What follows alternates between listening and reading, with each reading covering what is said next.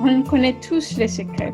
C'est être soi-même, de savoir à tout instant assumer et être la personne que nous sommes. Ça demande un grand travail personnel de pouvoir être conscient de quelles sont nos qualités ou les traits les plus difficiles de notre personnalité. Mais surtout d'honorer cet être que nous sommes à chaque instant pour pouvoir être tranquille avec soi et du coup pouvoir rentrer en lien avec l'autre dans la simplicité, dans la sincérité. Hello moi-même, bonjour à toi auditeur, bonjour à tous. Stéphanie Frétac, je suis très heureuse de vous retrouver cette semaine dans mes petites capsules pleines d'amour où mes invités viennent vous livrer quelques-uns de leurs secrets pour s'aimer plus et profiter pleinement de la vie. Aujourd'hui, j'ai la joie de recevoir Inès Elvira Costi. Bonjour Inès. Bonjour, je suis ravie d'être avec toi aujourd'hui. Moi aussi, je suis ravie. Pour Inès, la question que tu as préparée pour moi. Inès, tu es colombienne, tu vis à Paris depuis de nombreuses années, tu es formatrice à l'Académie de sophrologie caïcédienne parisienne, de Paris d'ailleurs, praticienne en relation d'aide et consultante en entreprise. Nous nous sommes rencontrés en 2015 lors de ma formation en sophrologie caïcédienne à Paris, mon premier cycle, puis tu as été ma tutrice pendant 3 ans durant mon master. Normalement, un master, c'est en 2 ans. Moi, je l'ai fait en 3 parce que j'ai fait une pause bébé au milieu. Et pendant ces 3 ans, je t'ai envoyé quotidiennement ma phénodescription. Une phénodescription, c'est un texte spontané décrivant le phénomène qu'on vit, tel qu'on le vit, pour aller à la rencontre de notre conscience, pour mieux comprendre qui on est. Et c'est tout le but de la sophrologie, c'est d'aller rencontrer l'être qu'on est. Je profite de ce moment, Inès, pour te remercier. Merci beaucoup pour ton accompagnement, ton soutien, ta bienveillance, et puis pour tous les étapes que tu m'as permis de traverser en tant que sophrologue. Mes débuts de sophrologie et puis pour après aussi. Merci beaucoup Inès. À toi. Inès, pour les gens qui ne te connaissent pas encore, est-ce que tu peux nous dire qui tu es? C'est une excellente question. Qui suis-je?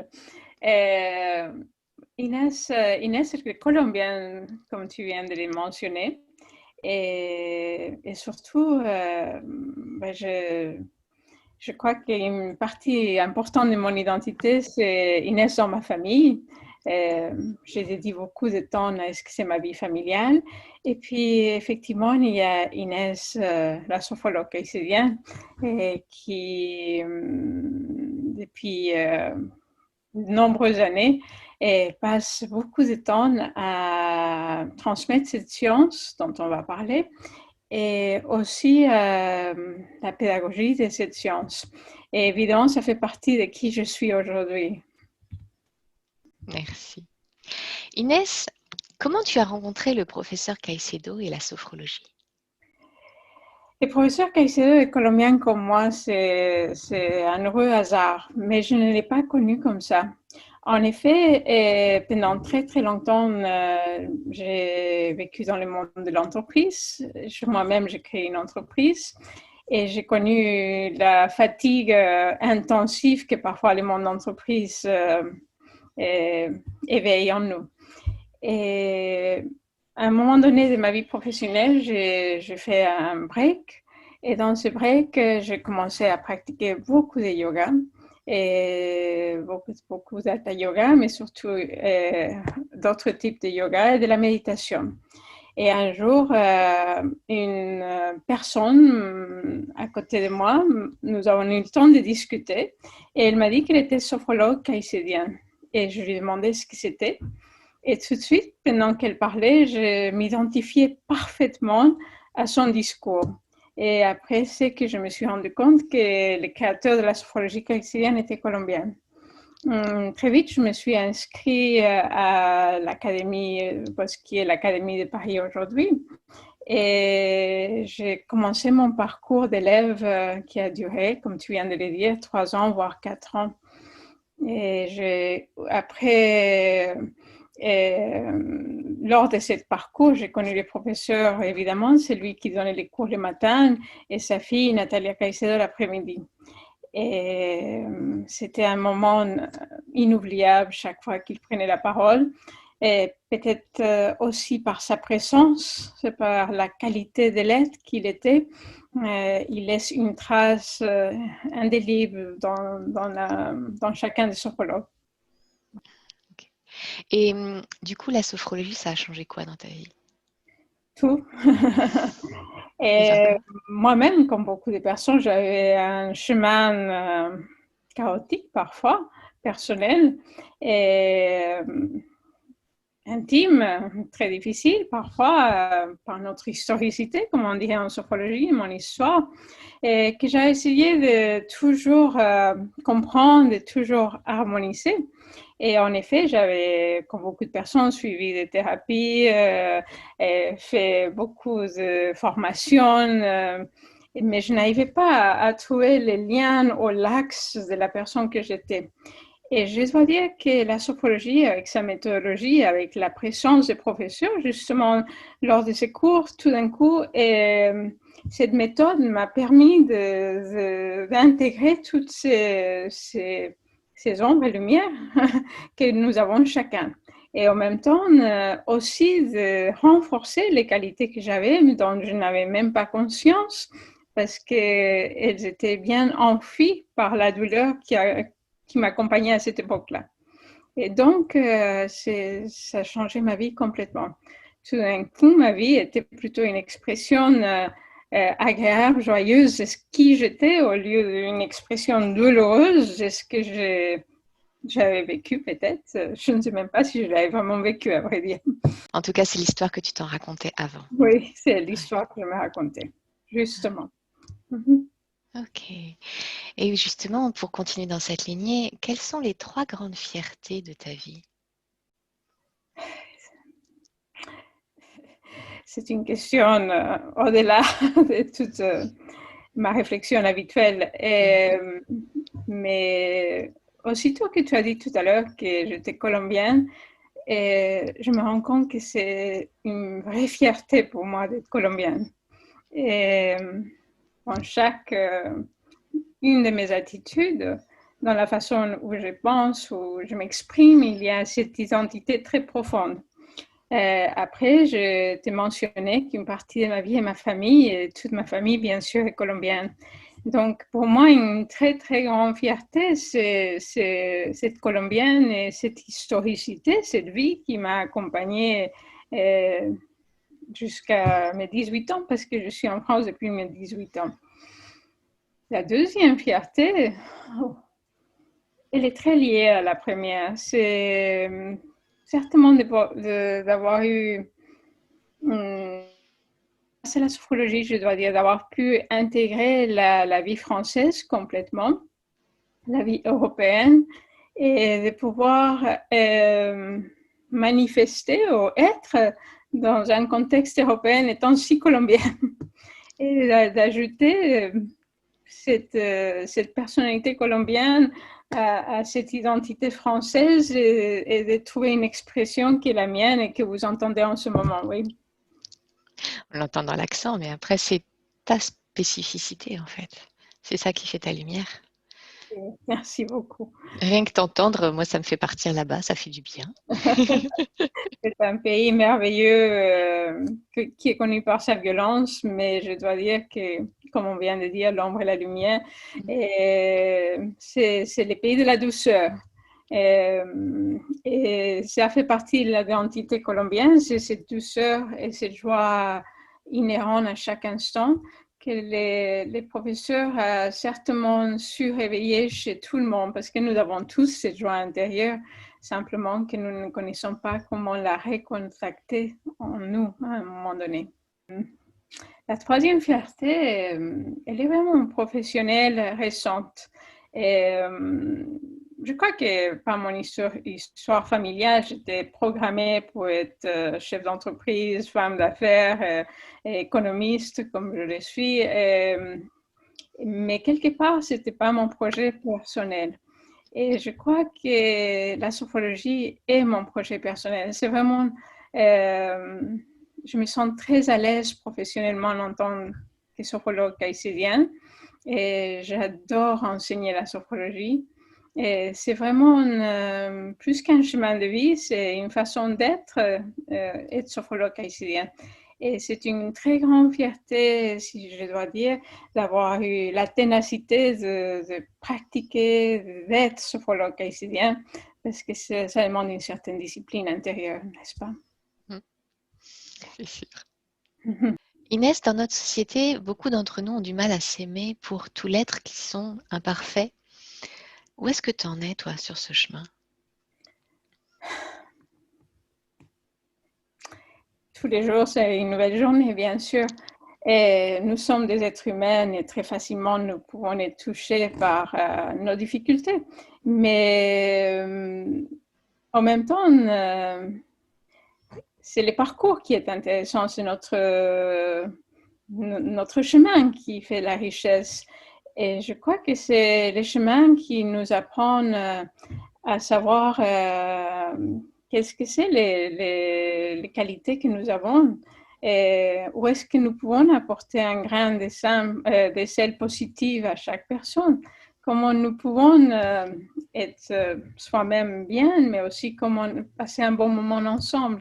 Et je crois que c'est les deux aspects qui font que même les petits défauts qu'on sait que l'on a deviennent des qualités parce que ça fait partie de nous-mêmes.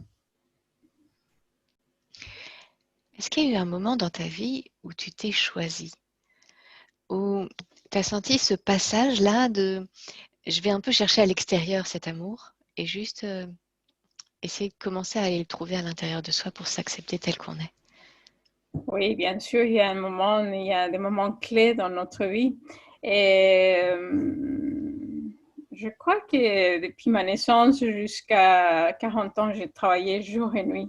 Et dans une seule lignée que je viens de te dire, c'était cette lignée de créer et de conduire, de travailler en entreprise. Et cette grande fatigue qu'on a décrite au début, qui m'a obligée à faire une pause, c'est peut-être le meilleur moment de ma vie, parce que c'est lors de cette pause où j'ai eu le temps d'écouter la personne que j'étais vraiment. C'est la première fois que j'ai remis en cause tout ce programme familial des siècles, parce que c'est une famille d'aventuriers qui est arrivée en Amérique latine, pour tout d'un coup prendre conscience plutôt de quel serait mon travail en tant que personne dans ce monde. Et c'est grâce à la méditation, mais pas que grâce à la méditation, c'est grâce aussi à la méthode que j'ai compris où je pouvais être utile pour ma famille, pour la société, pour mes élèves, pour toi, lorsque effectivement je t'ai accompagnée. Et la méthode Caicedo nous permet très très bien d'avoir l'intuition sur la personne que nous sommes en tant qu'être, mais aussi dans la société, avec nos amis, avec notre famille, par rapport à ce monde aujourd'hui. Et justement, dans ce monde aujourd'hui, il n'est pas toujours évident de prendre soin de soi. Nous sommes tous différents, avec des besoins différents et des moyens différents d'y parvenir, mais chaque expérience peut en inspirer d'autres. Est-ce que tu peux nous décrire ce que tu fais, toi, au quotidien, pour prendre soin de toi? Oui.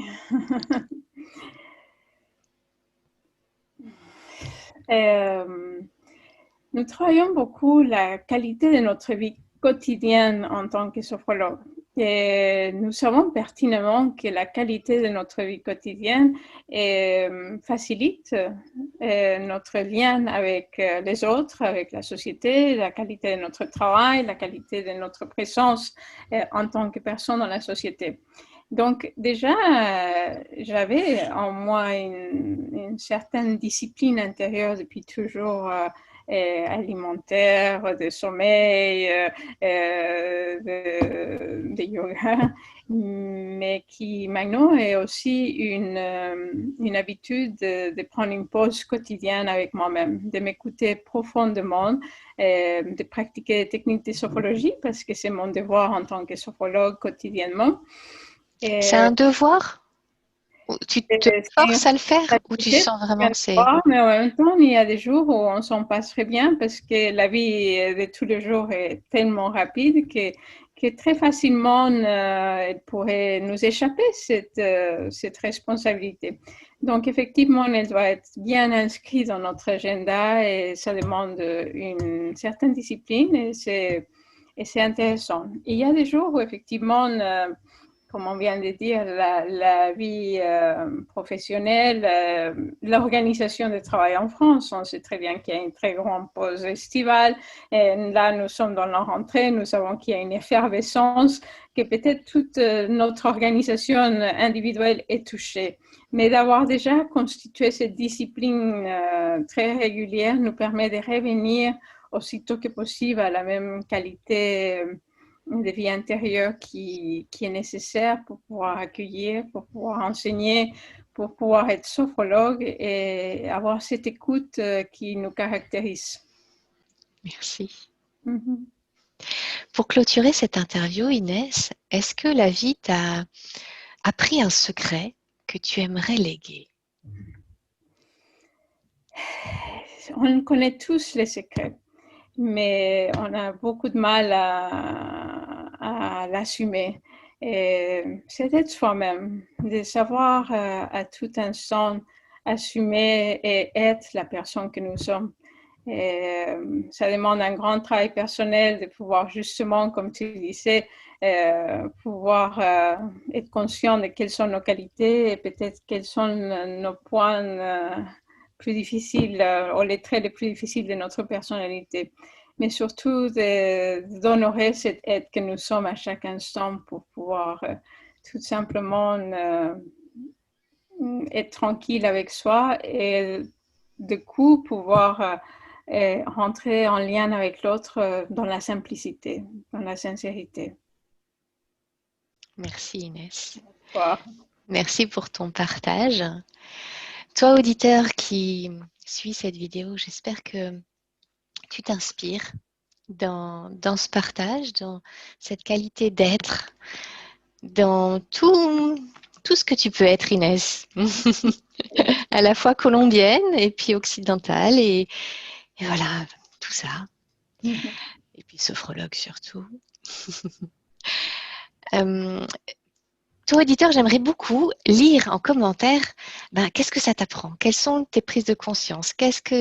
Où est-ce que ça vient de chercher ce témoignage qu'on partage ensemble en fait sur ton évolution à toi? Merci Inès pour ce partage. Merci pour tout ce que tu m'as apporté durant mes études et puis toute ton amitié qui perdure. Mais moi, je te remercie aussi parce qu'en tant que lectrice de ton chemin, j'ai appris beaucoup, beaucoup moi-même. Merci. Merci. Inès, où est-ce qu'on peut, si on veut travailler avec toi, si on veut te rencontrer, où est-ce qu'on peut te retrouver? Aujourd'hui, la totalité de mes activités professionnelles sont centrées sur la pédagogie. Donc, soit à l'Académie de sophrologie caïcédienne de Paris, soit à Sofocaï, qui est effectivement l'organisme qui est protecteur et qui assure la formation supérieure des sophrologues caïcédiens. Donc, très facilement, vous pouvez me trouver. Ok. Je mettrai sous cette vidéo les liens vers les deux écoles. Merci Inès. À toi. Merci pour ton partage.